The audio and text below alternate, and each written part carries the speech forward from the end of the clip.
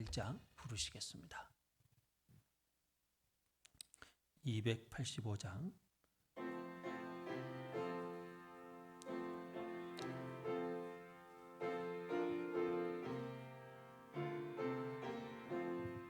주의 말씀 받은 그날 참 기쁘고 복되도다. 이 기쁜 마음 못 이겨서 온 세상에 전하노라. 기쁜 날 주 나의 죄 다 씻은 날 늘 깨어서 기도하고 늘 기쁘게 살아가리. 기쁜 날 주 나의 죄 다 씻은 날 이 좋은 날 내 천한 몸 새 사람이 되었으니 이 몸과 마음 다 바쳐서 영광의 주를 섬기리. 기쁜 날 주 나의 죄 다 씻은 날 늘 깨어서 기도하고 늘 기쁘게 살아가리. 기쁜 날 주 나의 죄 다 씻은 날 새 사람 된 그날부터 평안한 마음 늘 있어서 이 복된 말 전하느니 나의 본분 삼았도다. 기쁜 날 주 나의 죄 다 씻은 날 늘 깨어서 기도하고 늘 기쁘게 살아가리. 기쁜 날 주 나의 죄 다 씻은 날. 아멘. 원정은 집사님 인도하심으로 다 같이 기도드리겠습니다.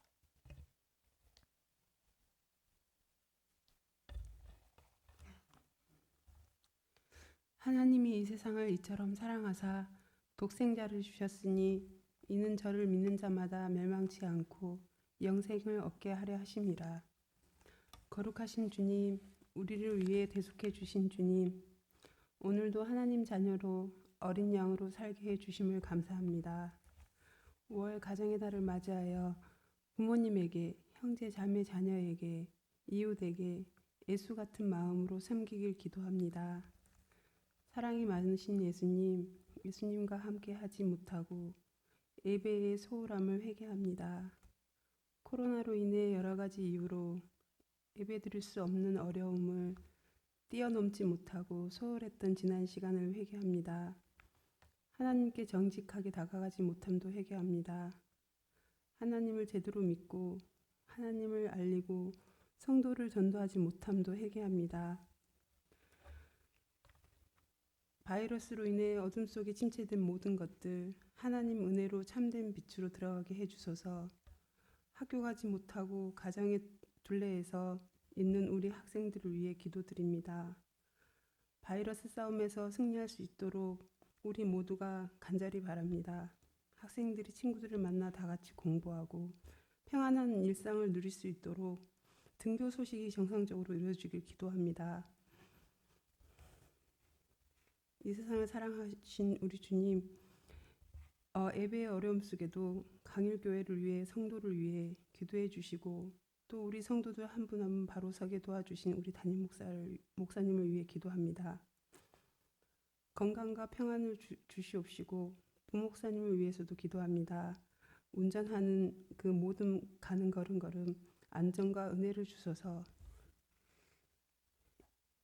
예수 그리스도의 보혈을 믿으며 십자가의 복음으로 살길 바랍니다. 우리 어린 친구들이 예수님을 기뻐하고 찬양하며 예배드릴 수 있는 시간이 오길 간절히 간구합니다.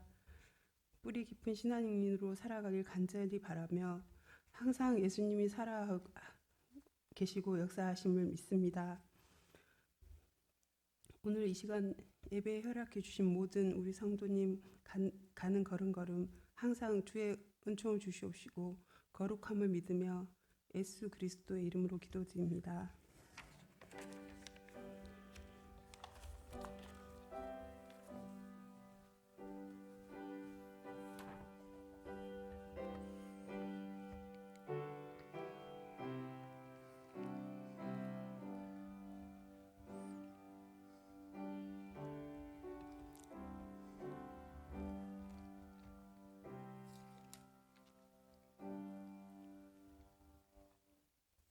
하나님의 말씀은 구약 성경 여호수아 1장 12절부터 18절입니다.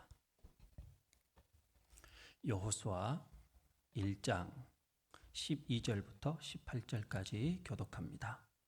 여호수아가 또 루벤 지파와 갓 지파와 므낫세 반 지파에게 말하여 이르되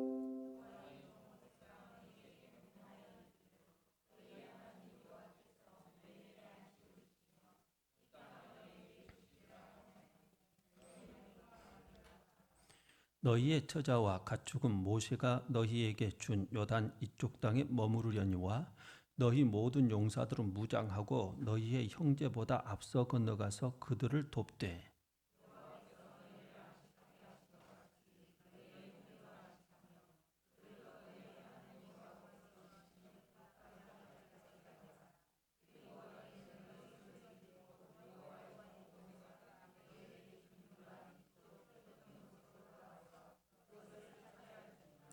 그들이 여호수아에게 대답하여 이르되 당신이 우리에게 명령하신 것은 우리가 다 행할 것이요 당신이 우리를 보내시는 곳에는 우리가 가리이다.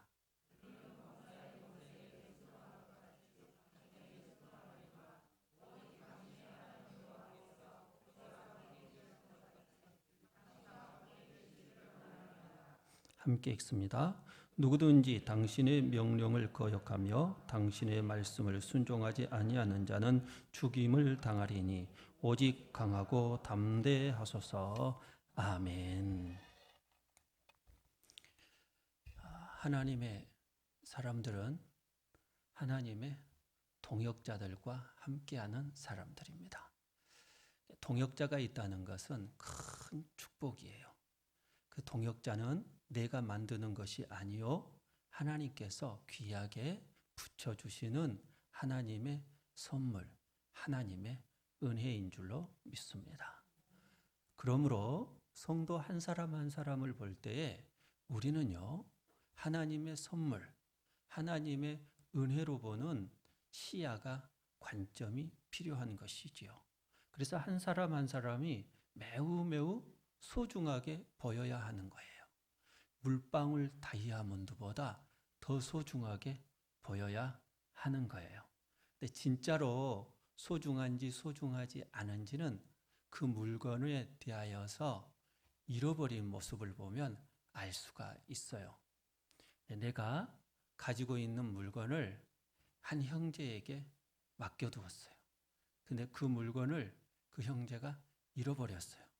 그런데 그 물건보다 형제를 그 대하는 자세가 어떠하느냐에 따라서 물건을 잊었다고 해서 물건보다도 그 형제의 마음을 보고 그 형제의 마음을 살펴 그 형제의 마음을 다독이는 마음을 가지고 있다면 나는 진짜로 그 형제를 귀하게 보는 것이지요.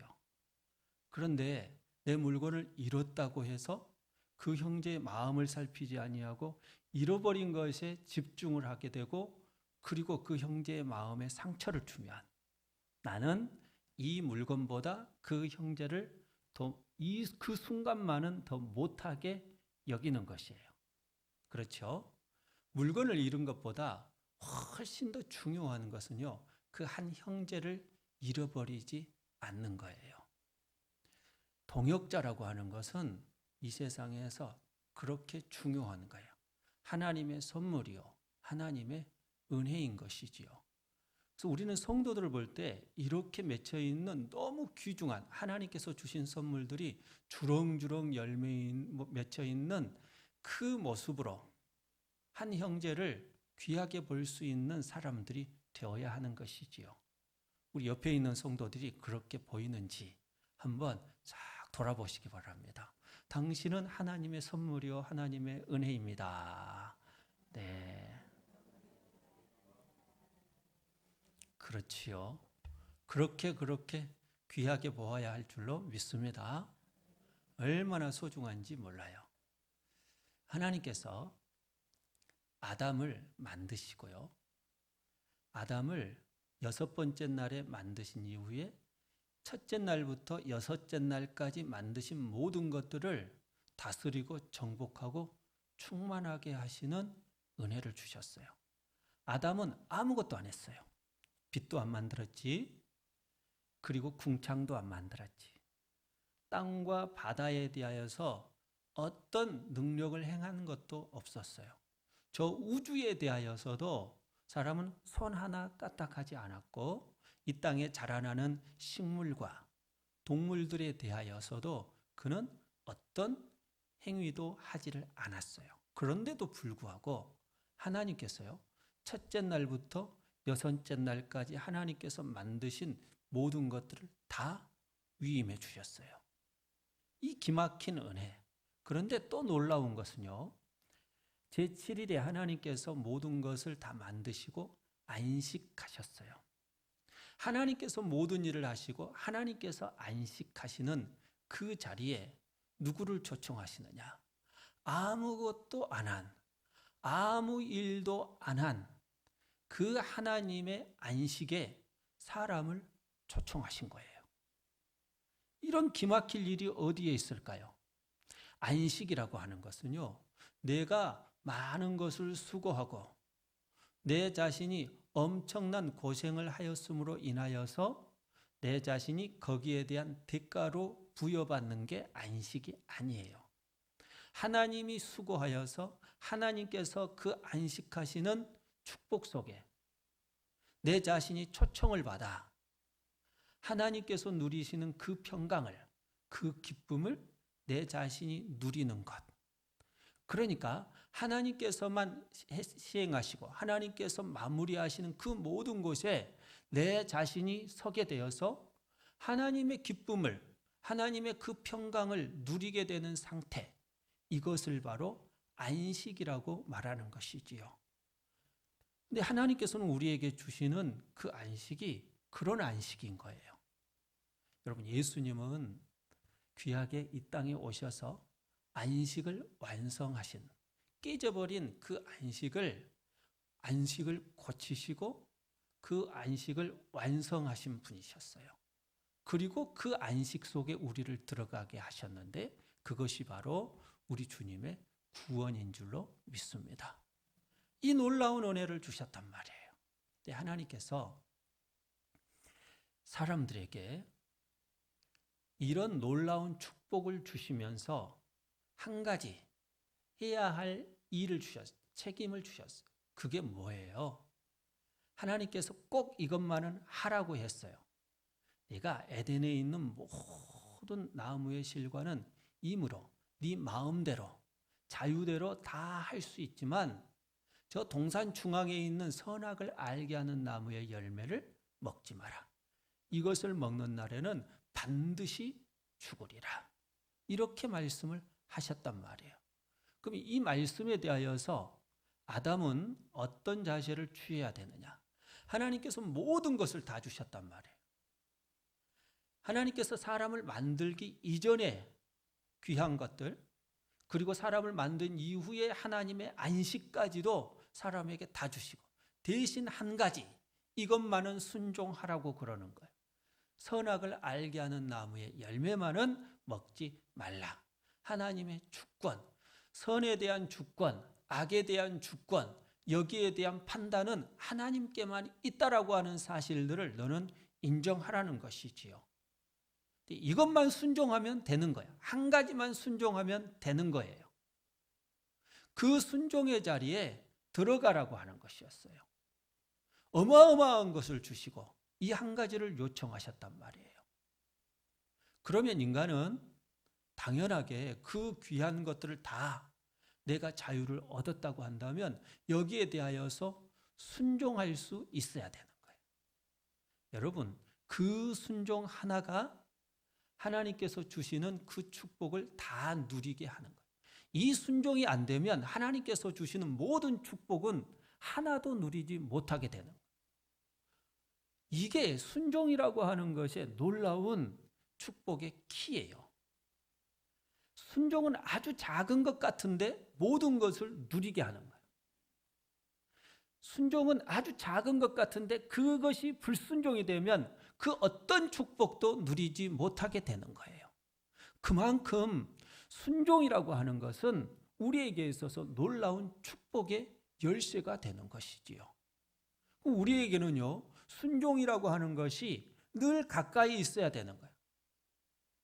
나의 가장 가까이에 있는 이웃이 두 개가 있어야 되는데 하나는 믿음이요, 하나는 순종인 거예요.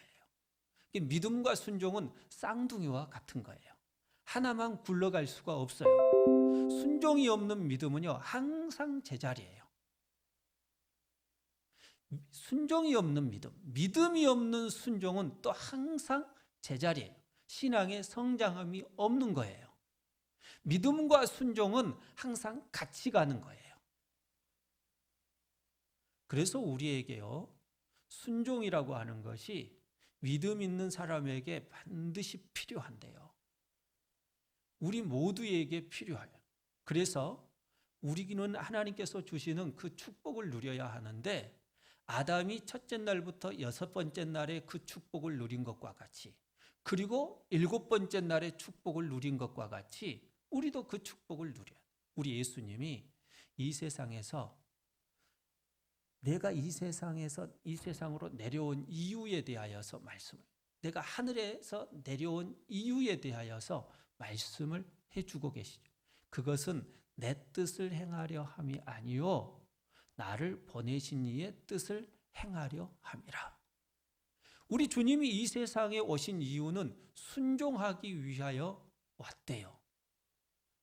그 순종이 얼마나 큰 축복인 줄을 우리 주님은 너무너무 잘 알고 계시기 때문에 순종의 본을 보이시기도 하고 본을 보이실 뿐만 아니라 이것이 너무 중요한 사건, 믿음의 사람들에게 있어서 이것만큼 중요한 사건이 없다는 사실을 알고 계시기 때문에 그 순종의 귀한 길을 걸어가신 하나님의 뜻이 무엇이었을까요? 자기에게 주신 자를 한 사람도 잃어버리지 않는 거예요. 그래서 마지막 때에 주님께서 다 살려내시는 것. 우리 주님이 대제사장의 기도를 요한복음 17장에서 하시는데 17장 4절 말씀에 보면 기가 막힌 말씀을 하셔요. 주님께서 내게 이루라고 하신 모든 말씀을 이루어 아버지를 영화롭게 하였사오니. 이야, 여러분, 우리 주님의 순종은 뭐였어요? 나에게 이루라고 하는 그 모든 것을 다 이루는 순종이었다는 것이지요. 순종은 무엇을 나타낼까요? 아버지의 영광. 여러분, 하나님께 영광을 돌린다는 뜻이 뭐예요? 내가 하나님의 모습을 드러내는 거라고 그랬죠. 내가 예수 그리스도의 모습을 드러내는 거라고 그랬어요. 내 감정에 푹 빠지는 게 영광을 돌리는 게 아니에요. 내가 감정에 빠지지 않고 이성에 속해 있어도 지성에 속해 있어도 그것이 하나님을 드러내는 일이라고 한다면 그 이성은 하나님의 영광을 마음껏 드러내고 있는 것이며 내 지성은 하나님의 영광을 마음껏 드러내고 있는 줄로 믿습니다. 그리고 감정적으로 들어가면 좋죠. 여러분, 한쪽으로 우리가 들어가서 내 감정이 들어갔을 때에 이것은 하나님께 영광이라고 생각하고 착각하시는 분들이 계셔요. 하나님께 영광을 돌리는 것은 감정에 푹 빠지는 것만이 아닌 거예요. 지극히 이성적인 것도, 지극히 지성적인 것도, 이것이 하나님의 귀한 것을 나타내는 것이라고 한다면 이것은 바로 하나님의 영광을 나타내는, 내게 주신 사람을 한 사람도 잃어버리지 아니하는 그 마지막 때에 주님께서 귀하게 살아나게 하실 그 일들을 이루는 것이라고 한다면 이것은 하나님께 영광을 돌리는 거예요. 우리 예수님은 감정에 푹 젖어들어서 사신 분이셨나요? 아니지요. 굉장히 냉철하신 분이셨어요. 우리 예수님이 때로는 감정을 표현하시기도 하시지요. 그리고 우리 주님은 우리 주님의 지식을 표현해내시기도 하셔요. 근데 어느 한쪽에 우리 주님께서는 막 치우쳐가지고 와, 우리 주님은 한쪽으로 치우치셨네, 이런 모습을 보여주시나요? 아니시죠. 어떤 면에 있어서도 우리 주님은요, 한쪽으로 치우치시는 분이 아니셨어요.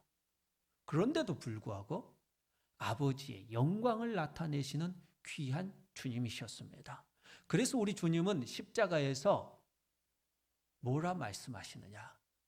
요한복음 19장 30절 말씀에 보면 다 이루었다. 무엇을? 하나님의 뜻을, 하나님의 언약을 다 이루었다 말씀해 주고 계셔요. 순종의 길을 걸어간 사람들에게 하나님께서는 그들에게 어떤 은혜를 주시느냐?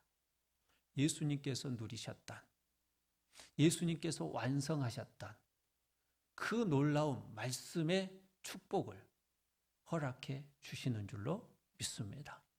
우리는 순종의 길을 걸어가야 돼요. 우리에게는 순종의 모습이 있어야 돼요. 순종이 뭐라고 했어요?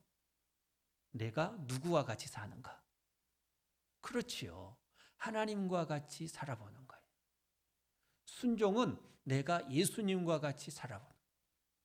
순종은 내가 하나님의 자녀와 같이 사는 것, 내가 말씀과 같이 살아가는 것. 우리 주님은 이것을 지켜 행하라 이렇게 말씀하죠. 하나님의 말씀을 지켜 행하라고 하는 것은 하나님과 같이 살라는 거예요. 그러면 우리의 삶의 질은 누구의 수준으로? 하나님의 수준으로, 예수 그리스도의 수준으로, 말씀의 수준으로 올라가는 거예요.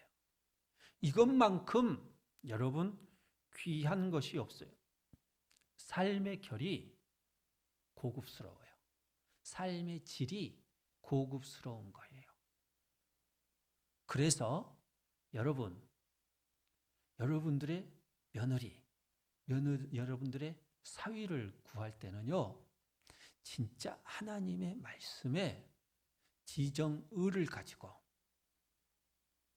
순종할 수 있는지 순종할 수 없는지를 살펴보고 여러분들은 집안에 식구를 들이셔야 돼요.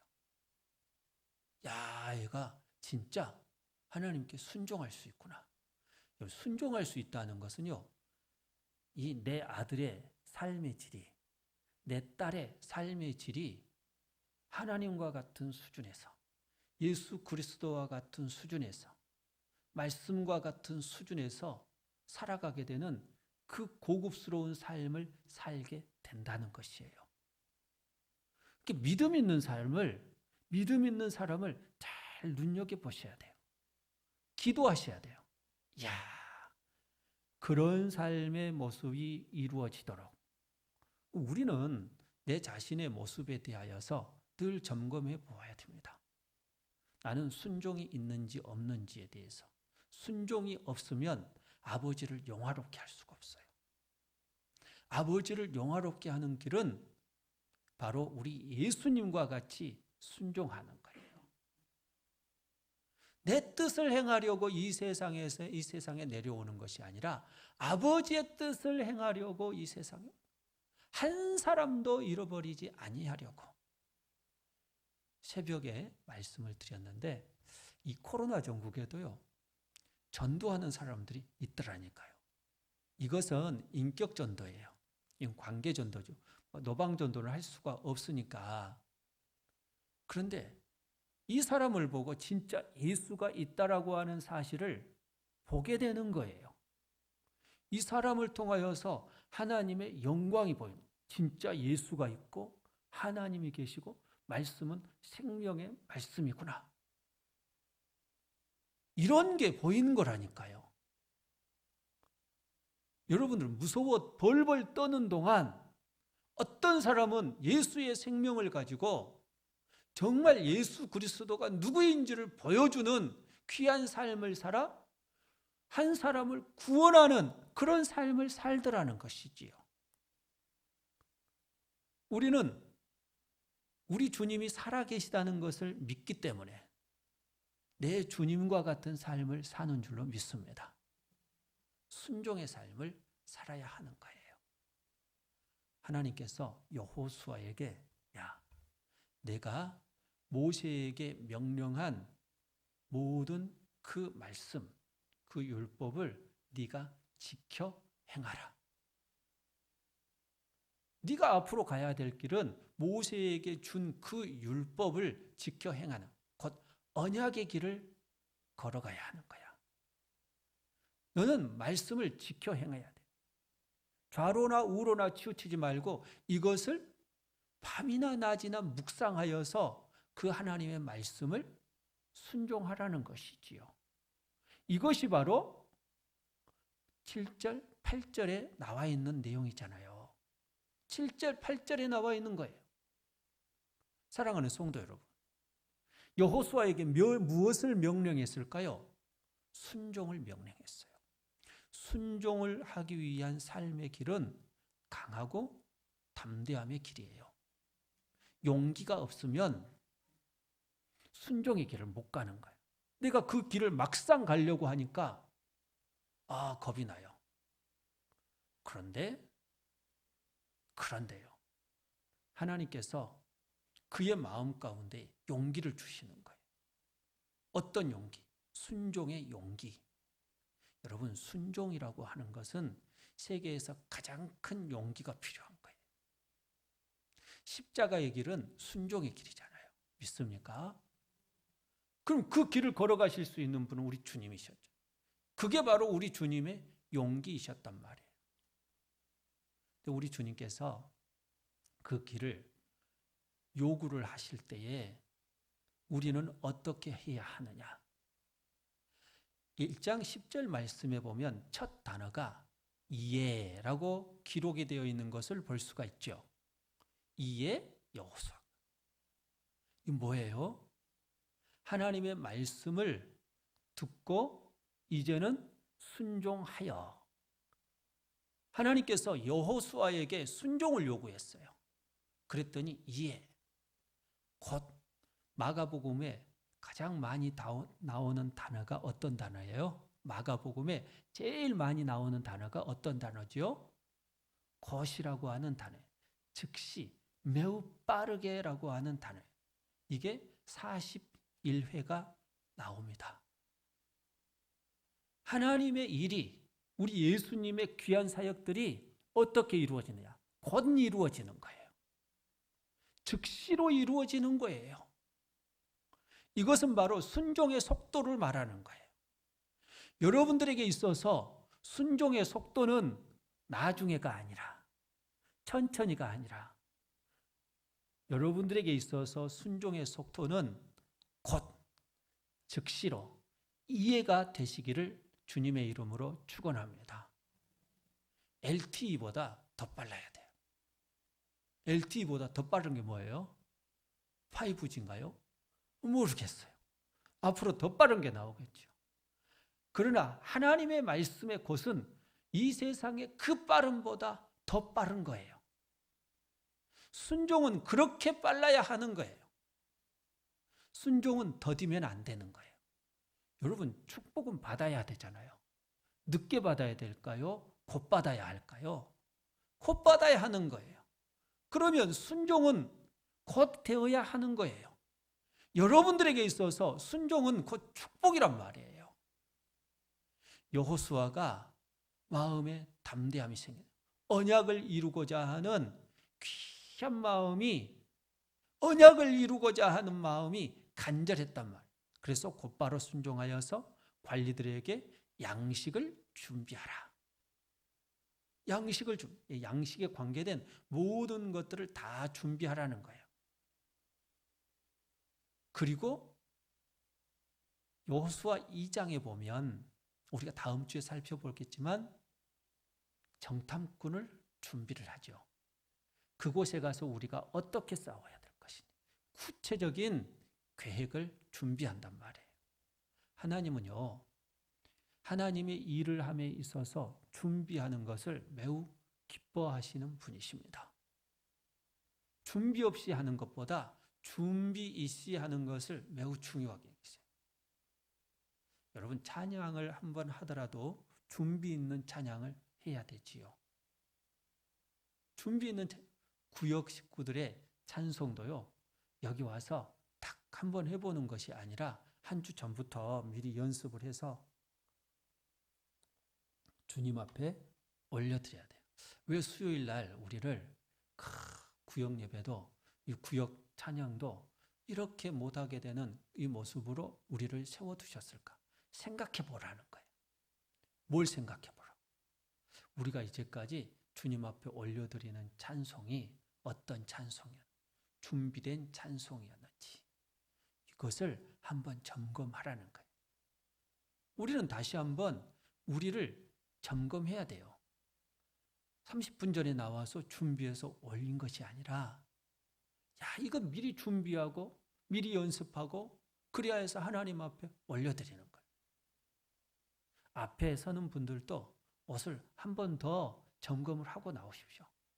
잘못됐다는 건 아니에요. 잘하고 계시는데 이 옷을 입으면 진짜 하나님 앞에 온전한 나의 모습을 드릴 수 있을 것인가? 한 번 더 생각을 해보고 이렇게 나오시란 말. 준비하는 게 중요한 거예요. 하나님께서 민수기서를 보면 이스라엘 백성들로 하여금 광야를 진행하는데, 광야에서요, 여러분, 앞에 산도 없고 앞에 뭐 이상한 것도 없어요. 그런데도 불구하고 정리된 삶을 요구하셔요. 가운데에는 성전이 있어요. 그리고 그 주변에는 레위와 제사장들이 둘러싸고 있어요. 제사장 무리와 고핫, 게르손, 무라리의 그 자손들이 동서남북으로 있고요. 그리고 이스라엘의 12지파가 3지파씩, 동쪽에는 유다 지파요, 남쪽에는 르우벤 지파를 중심으로, 저 서쪽에는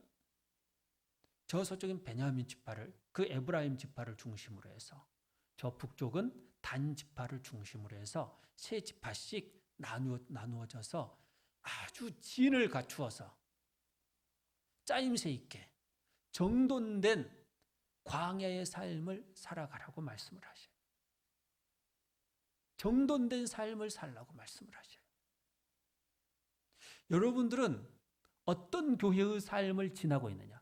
저 천국의 교회를 향해서 가는데 지금 현재의 교회는 스데반 집사님이 말한 것과 같이 광야 교회를 지나고 있는 거예요. 내가 무너지고 내 속에 있는 예수가 드러나는 그 광야의 교회를 지나고 있는 거예요. 그러면 광야의 교회를 지나면 광야의 교회의 모습을 우리 주님이 보여주셨어요. 그것은 정돈되지 않는 모습이 아니에요. 하나님의 군사로 싸움에 나갈 만한 사람들을 세우라고 그랬잖아요. 싸움에 나갈 만한 60만 3,550명이 세워졌어요.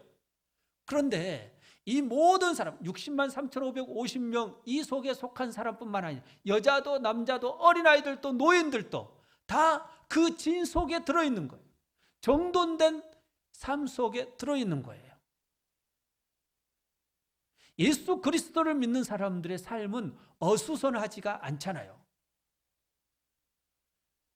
이태원 클럽 사건이 보통 사건이 지금 아니에요. 막상 명단을 까보니까 그 속에 초등학교 선생도 있지, 고등학교 선생도 있지, 학원 강사도 있지. 실제로 그 교육 관계된 공무원들이 250명이나 있었다잖아요. 250명. 그러니까 낮에는 학생들을 가르치고 밤에는 클럽 가서 그렇게 쾌락을 즐기는 사람들이 많았다는 거예요. 250명이나 된대요. 250명. 어마어마하잖아요. 하나도 안 놀래, 하나도 안 놀래. 알고 있었다는 것이. 알고 있었다는 것인지 모르고 있었, 뭐 그런 것이 하도 무뎌져 갖고 모르는 건지 아니면 놀래서 그냥 입이 쩍 벌어져서 뭐 말을 못하는 건지 모르겠지만 250명. 그러니까 지금 고민이 뭐예요? 그 사람들이 걸렸는지 안 걸렸는지 어떻게 아냐는 거예요. 그러면 학교를 보내야 되느냐? 안 보내야 되느냐? 전라북도만 해서도요. 전라북도만 해서 그 선생님들이 숫자가 50명이 넘는 것 같아요. 보니까 숫자가. 때로 간 것은 아닌데 각자 놀러 갔는데 그렇게 많은 거예요. 사람들이 놀러 어디로 가느냐? 전부 서울로 올라가는 거예요. 이태원으로 올라가는 거예요. 그래서 거기에서 우리는 그런 거 하나도 모르잖아요. 이태원에 발도 안 디뎌봤잖아요. 어디에 있는지도 몰라요. 그런데 아는 사람들은 알고 가더라는 것이죠. 이 사람들이 진짜 순종을 하고 제대로 된 길을 걸어가야 하는데 제대로 된 길을 걸어가지 않아요. 준비가 없어요. 진짜 어수선, 정리된 삶을 가르쳐주는 선생의 길을 걸어가야 돼. 앞서 살아있는 자의 길을 걸어가는 사람들 선생이라고 하잖아요. 생명 있는 자의 길을 걸어가는 이들을 보고 선생이라 하고 그 역할을 잘하는 사람을 선생 노릇을 잘한다. 이렇게 표현하는 것이죠. 그런데 실제로 이 세상에 진짜 선생 노릇을 하는 사람들이 드물다는 것이죠. 낮하고 밤하고 완전히 다른 거예요. 지킬 박사와 하이드예요. 낮에는 그렇게 선한 의사처럼 살지만 밤에는 살인마로 변하는, 밤에는 자기 쾌락을 즐기기 위해서 사는 자로 살아가는 사람들. 이 세상에 이런 사람들이 가득한 거예요, 여러분. 진짜 선생인 줄 알았더니 선생이 아니더라는 거예요, 여러분. 진짜는 어디에 있을까요? 성도입니다. 이 세상에 진짜 진리의 길을 걸어가야 되는 사람들, 진리의 길을 걸어가고 있는 사람들, 진리의 길을 걸어가야 할 사람들, 이런 사람들은 진짜 이 세상에 바른 길을 제시하면서 살아가는 사람들이 누구냐? 여러분, 그들이 바로 성도, 광야 교회를 지나는 하나님의 백성들인 줄로 믿습니다. 네, 준비하는 게 또 하나가 있어요. 그게 바로 전진부대예요. 가나안에 들어가려면 첫 번째 전쟁을 해야 되거든요. 전쟁을 할 때 가장 선봉부대가 중요한 거예요. 근데 선봉부대는 겁이 없어야 돼요. 싸움을 잘해야 돼요. 싸움을 잘하는데 불순종하면서 싸움을 잘하면 싸움을 잘하고 나서도 이것이 자기의 지분을 찾기 위하여서 또 이권 싸움을 해야 되고 이것이 파괴가 되고 공동체가 깨져버리는 거예요. 자기 지분 싸움하느라고. 이런 마음이 없이 진짜 순종하는 사람이 있어야 되는 거예요. 이때 여호수아가 두 지파 반을 불러요. 루벤, 갓, 므낫세 반지파예요. 이 사람들을 선봉부대로 세우는 거예요. 순종의 부대로 세우는 거예요. 이들이 불순종해버리면 가나안 전쟁은 너무 힘들어질 수밖에 없고 또 한 번 광야 40년과 같은 회전하는 인생을 살 수밖에 없는 그 모습으로 되돌아갈 수밖에 없다는 거예요. 그래서 이 두 지파 반을 세우는 건 너무너무 중요한 거예요. 선봉 부대를 세우는 것은 순종의 부대를 세우는 거예요. 사랑하는 성도 여러분, 여러분들은 언제나 주의 일을 하는 데 있어서 선봉 부대가 될 수 있는, 순종의 사람들이 될 수 있는 주님의 사람들이 되시기를 주님의 이름으로 축원합니다. 두려움, 공포, 이것을 이겨낼 수 있는 순종의 사람들. 여호수아가 마음속에 강하고 담대함이 필요했었다고 한다면 이스라엘 모든 사람들에게도 그런 담대함이 필요했을 것 아니에요. 그러면 두려움이 있었던 그 부분이 분명히 있었을 텐데도 불구하고 오늘 본문에 보면 루벤, 갓, 므낫세 반지파는요, 그 길에 대하여 순종하겠다고 말을 하는 거예요.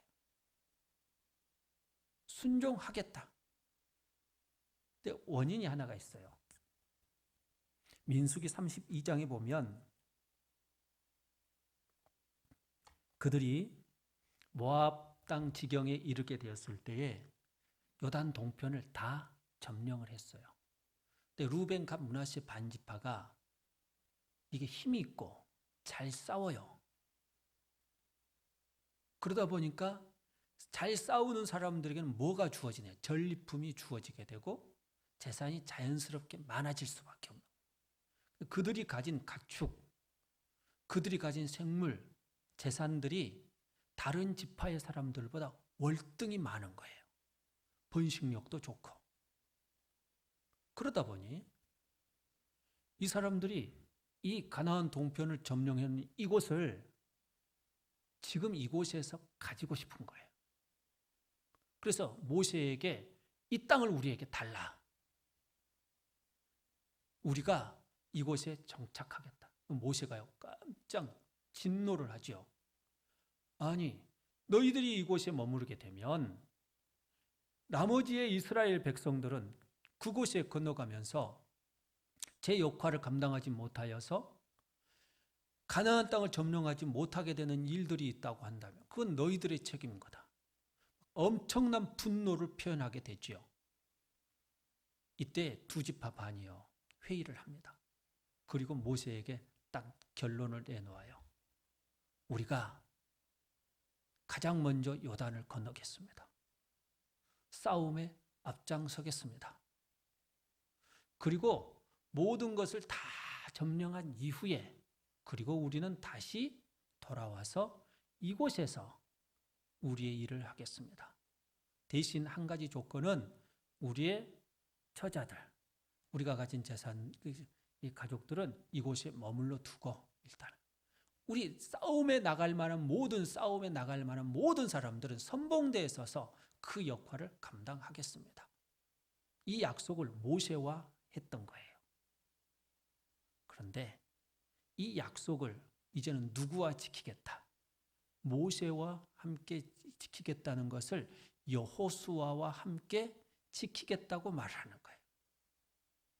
왜 여호수아에게 이 우리가 모세에게 했던 그 약속을 지키겠다고 말을 했을까요? 중요한 것은 언약인 거예요.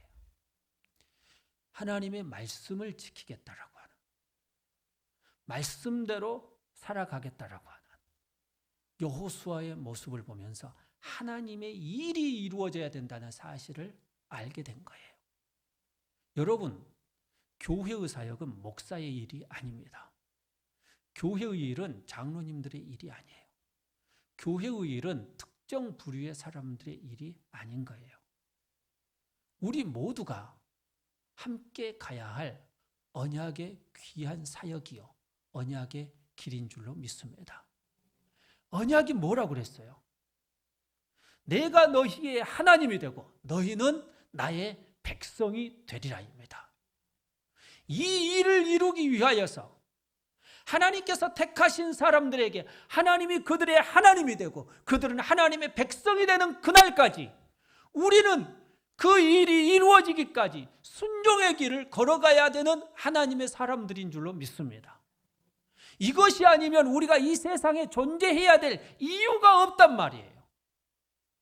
하나님께서 택한 사람들에게 하나님이 하나님이 되고 그들은 하나님의 백성이 되는 그 일을 이루기 위하여서 지금 우리가 이 세상에 남겨진 줄로 믿습니다. 우리의 조건과 우리의 상황은 사실 필요가 없어요. 우리가 어떤 조건이나 상황이라 할지라도 그 일을 이룬다면 이것은 하나님의 영광을 나타내는 일인 줄로 믿습니다. 이것은 돈이 있고 없고 내가 건강하고 건강하지 않고 이게 중요한 게 아니에요. 우리는 영적으로 깨어있고 영적으로 건강하다라고 하는 것은 내가 진짜 그 언약의 길을 가고 있느냐, 언약의 길을 가고 있지 않느냐가 중요한 것이에요. 여러분들은 정말 우리 주님이 기뻐하시는 언약의 길을 걸어가는 루벤, 갓, 므낫세 반지파가 여호수아에게서 언약의 길을 걸어가는 것을 보았던 것처럼 여러분들이 성도의 길을, 교회의 길을 보면서 놀랍게 언약의 길을 볼 수 있는 하나님의 사람들이 되시기를 주님의 이름으로 축원합니다. 모든 것을 다시 점검하라고 우리 주님은 지금 우리에게 멈춤의 시간을 주셨잖아요. 선교도 역시 마찬가지예요. 선교도 역시 마찬가지예요. 선교가 이제까지 중구난방, 물론 하나님의 뜻에 순종하는 이들이 그 세상을 향해서 들어갔어요. 그런데 여러분, 선교도 한 번은 정리가 돼야 돼요. 진짜 언약의 일을 이루기 위하여서, 온전하게 그 뜻을 순종하기 위하여서 주님이 기뻐하시는 마음 가지고 사명감을 가지고 그 길을 가고 있는지 가고 있지 않는지 교회도 점검을 하고 선교사님들도 점검을 하고 선교 단체들도 점검하라는 거예요. 우후죽순으로 나와 있는 이 기관들, 단체들, 여러분, NGO 단체들, 이런 것들도 다 점검해 보라는 것이지요. 정상적으로 가고 있는지, 처음 목표대로 가고 있는지. 외국의 NGO 단체들은 부자들이 합니다. 돈 걱정 없는 사람들이에요. 근데 우리나라 NGO는요, 후원을 받아가지고 가난한 사람들이에요. 그러다 보니까 이게 이번에 이 위안부 문제에 관계된 부분들도 실제적으로는 막 그 큰 문제는 보이지 않은 것 같은 조선일보가 하도 거짓말을 많이 막 그 기사를 내서 이상한 쪽으로 몰고 가서 그러는데 점검을 한번 해보아야 될 시점에 와 있는 것으로 그러잖아요. 우리나라 NGO는 너무 가난해요.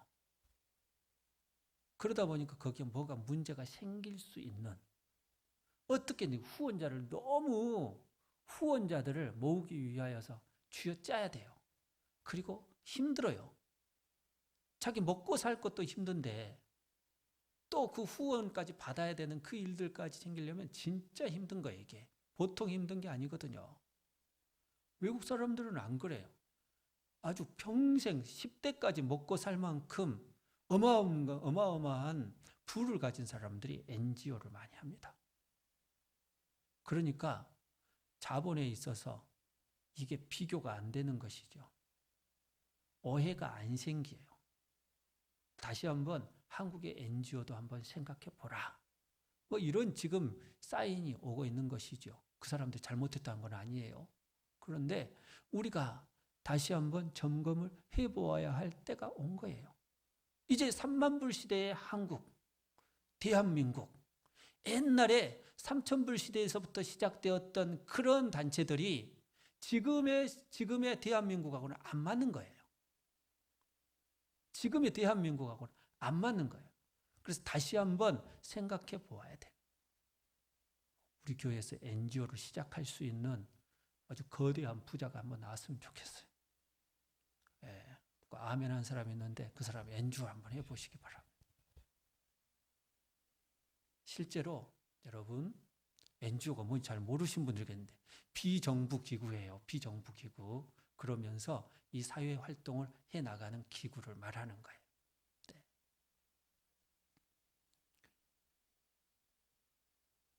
다 점검을 해보아야 되는 거예요. 근데 루벤 갓 므낫세 반지파가요, 선봉에 나서겠대요. 모세에게 순종했던 것과 같이 우리가 여호수아 당신에게 순종하겠습니다. 언약의 길에 들어서는 언약의 그 귀한 것을 이루기 위하여 가는 당신에게 우리가 순종하겠습니다. 그것은 곧 당신의 길이 나의 길이요,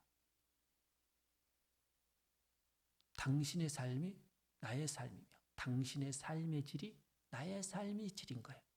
여호수아의 삶과 같이 우리도 여호수아의 삶을 사는, 당신의 삶과 같은 똑같은 삶을 우리도 살겠습니다. 이것이 제대로 된 교회가 건강한 교회예요. 그 길을 걸어가는 성도들이 많은 그런 교회가 건강한 교회, 성도인 줄로 믿습니다. 우리는 그 길을 걸어가야 되는 거예요. 언약의 길을 걸어가야 돼. 야, 그래. 그 언약의 길을 걸어가야 되는 게 맞지. 이 르우벤 갓 므낫세 반지파가요, 이 모세에 대하여 뭐라고 말하느냐. 자, 우리가 16절을 말씀을 드렸는데 17절까지, 16절, 17절까지 같이 읽어보겠습니다. 그들이 여호수아에게 대답하여 이르되 당신이 우리에게 명령하신 것은 우리가 다 행할 것이요 우리가 가리이다. 우리는 범사에 모세에게 순종한 것 같이 당신에게 순종하려니와 오직 당신의 하나님 여호와께서 모세와 함께 계시던 것 같이 당신과 함께 계시기를 원하나이다. 아멘. 이들이 지금 무엇을 하느냐? 여호수아를 축복하는 거예요. 여호수아를 축복하는, 기막힌 자리에 서 있는 거 아니겠어요, 여러분? 단순하게 여호수아가 이 르우벤 갓 므낫세 반지파를 앞장서라고 요구하는 것처럼 보이는데, 르우벤 갓 므낫세 반지파가 오히려 여호수아를 격려하며 여호수아를 축복하고 있는 거예요. 이미 여호수아와 대등한 자리에서 그들이 언약의 길을 걸어가겠다는 거예요. 하나님의 일에 그 풍성한 것을 누리며 귀하게 그 일들을 감당하겠다는 거예요. 모세가 하나님과 함께하였던 것처럼 그 모세의 하나님이 당신과 함께하기를 우리는 축복한다는 것이지요. 우리는 억지로 가는 게 아닙니다. 정말 모세와 함께하였던 그 하나님이 당신과 함께하고, 그리고 그 하나님은 우리의 하나님이라는 것이지요. 이런 성숙한 성도의 모습이 순종하는 사람에게 나타나. 순종하는 사람은 이렇게 그릇이 크구나. 순종하는 사람은 바로 이렇게 자원하는 마음이 있고 축복의 마음이 있는 거구나. 억지로 가는 게 아니에요. 순종하는 사람은 자기에게 순종을 요구하는 그 사람에 대하여 축복을 해주는 거예요. 우리 옆에 있는 성도들에게 이렇게 말합시다. 당신을 축복합니다.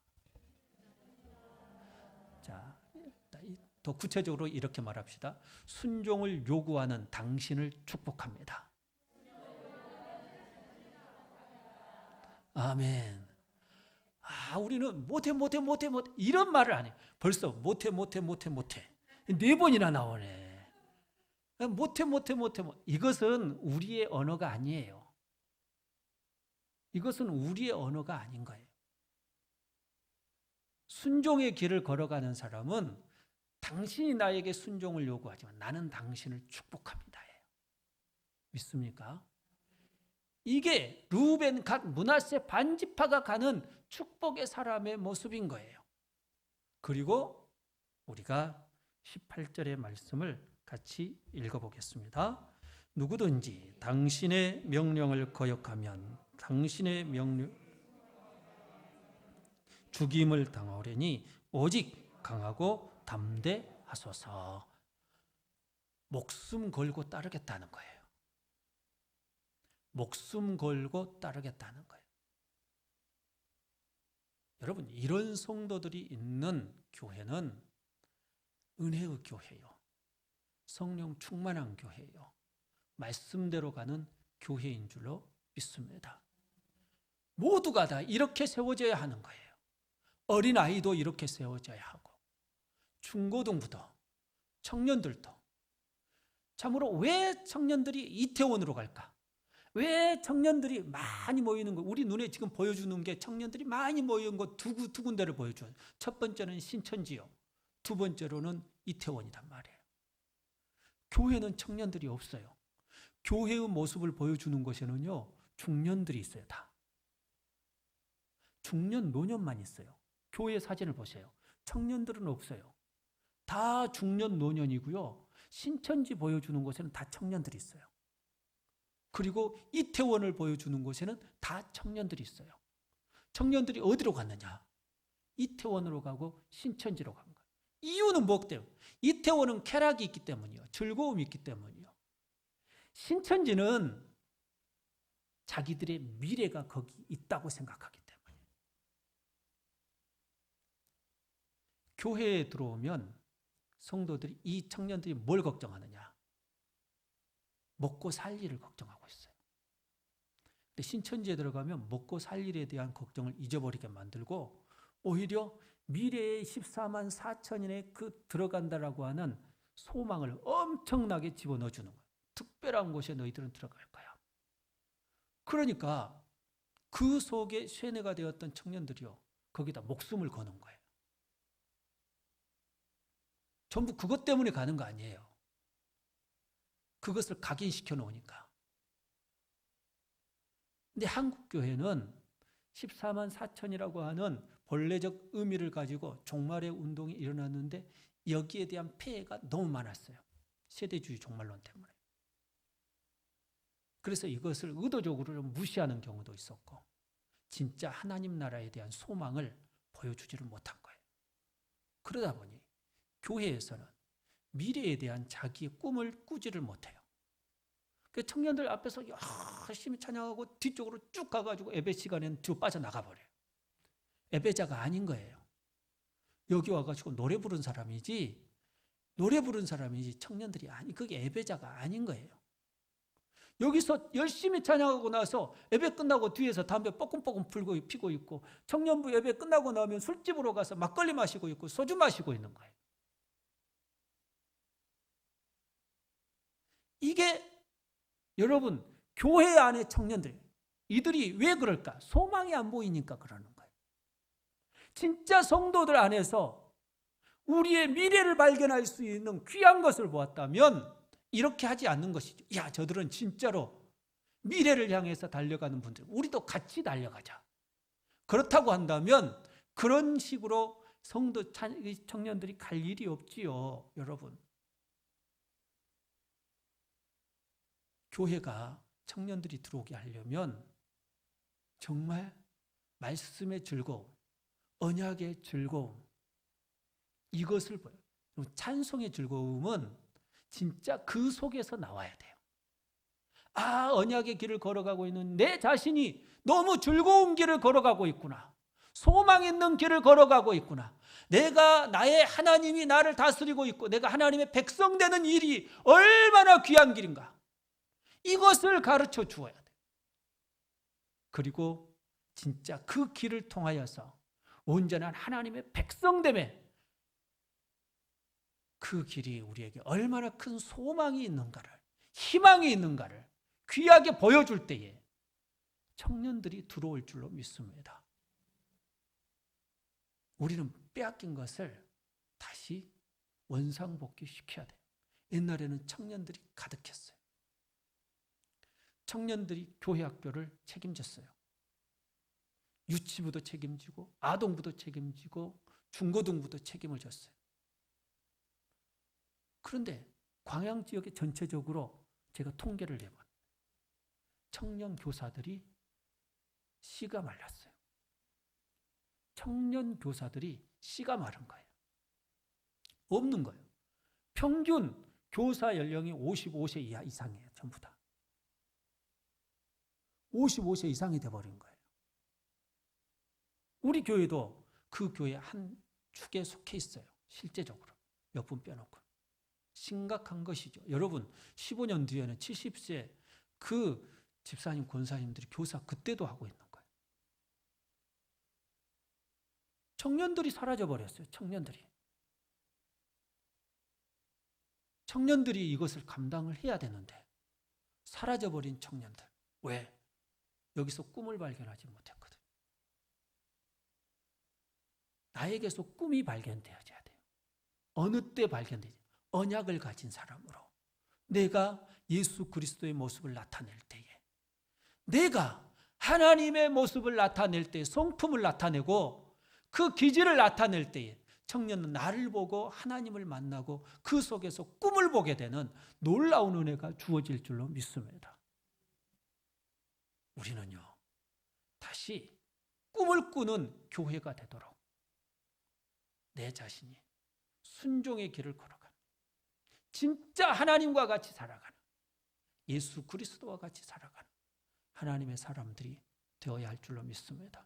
루벤, 갓, 므낫세, 반지파와 같이 귀하게 살아갈 수 있는 하나님의 사람들이 바로 여러분들이 되시기를 주님의 이름으로 축원합니다.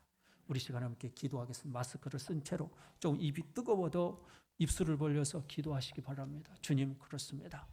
참으로 내가 순종의 사람이 되게 하여 주옵소서.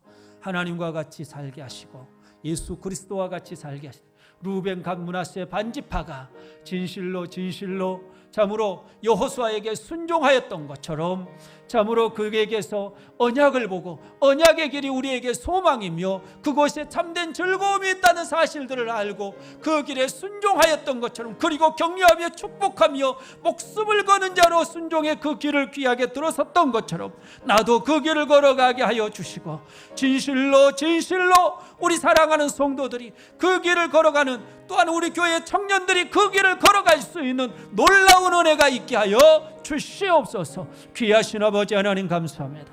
아버지 하나님, 우리 사랑하는 성도들에게 참으로 아버지 하나님 놀라운 은혜를 더하여 주시어서 순종의 길을 걸어가는 하나님의 사람들이 되게 하여 주시옵소서. 순종으로 우리 주님이 기뻐하시는 아버지 하나님이시여 그 언약의 길을 나타내게 하여 주실 때에 하나님의 영광이 드러나는 놀라운 역사가 있게 하여 주옵소서. 내 주님이 진실로 순종함으로 인하여 아버지의 영광을 드러낸 것과 같이 우리가 순종의 길을 걸어감으로 인하여 아버지 하나님이시 하나님의 영광을 나타내는 하나님의 사람들이 되게 하여 주시옵소서.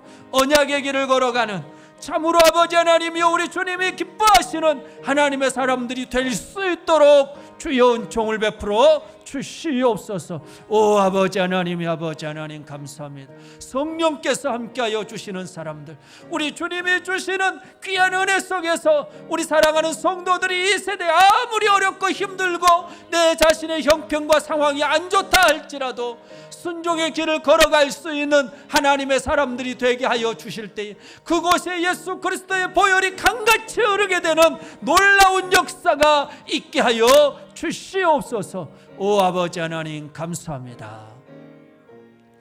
아버지 하나님 감사합니다. 귀하신 아버지 하나님, 우리 사랑하는 귀한 광일교회 성도들이 우리 하나님과 같이 살아가는, 예수 그리스도와 같이 살아보는, 말씀과 같이 살아보는 그것이 평생이 되는 순종의 사람들이 되게 하여 주시옵소서.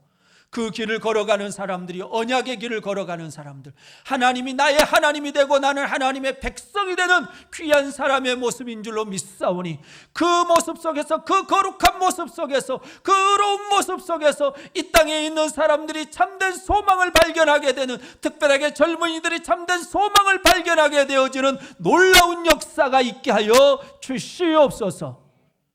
우리 사랑하는 성도들이 코로나로 인하여서 주눅들지 않게 하시고 두려워하지 않게 하여 주시고, 아버지 하나님이시여, 거리 지키기를 하면서도 참으로 복음을 가진 자의 담대함의 길을, 순종의 길을 온전히 걸어갈 수 있는 주님의 사람들이 되게 하여 주시옵소서. 광야 교회를 살아간다 할지라도 우리 주님께서 이스라엘 백성들에게 명령하셨던 것과 같이 진실로 하나님의 군대로서의 길을 걸어가게 하여 주시고, 정리정돈된 삶의 모습을 가지고 살아갈 수 있는 주님의 사람들이 되게 하여 주시옵소서. 예수님의 이름으로 기도하옵나이다. 아멘.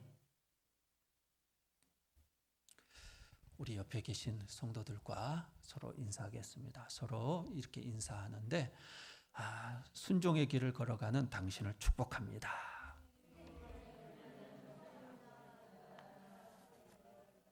할렐루야. 네, 여러분들이 그 귀한 길을 걸어가시기를 바랍니다. 새벽 기도에도 여러분들이 이렇게 나와도 새벽 기도 다 드릴 수 있잖아요. 여러분들 새벽 기도에도 깨어서 다 나오시기를 바랍니다. 우리 다 같이 저기 예배를 어떻게 드리는지에 대한 부분들은 내일 모레 가르쳐 드리도록 하겠습니다. 다 같이 찬송 부르시겠습니다.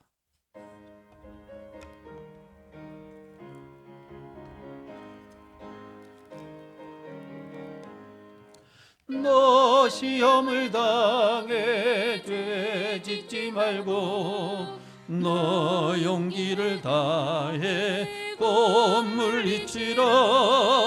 너 시험을 이겨 새 힘을 얻고, 주 예수를 믿어 늘 승리하라. 우리 구주의 힘과 그의 위로를 빌라. 주님 내 편에 서서 항상 도우시리. 내 친구를 삼가 잘 선택하고, 너행을 삼가 늘 조심하라.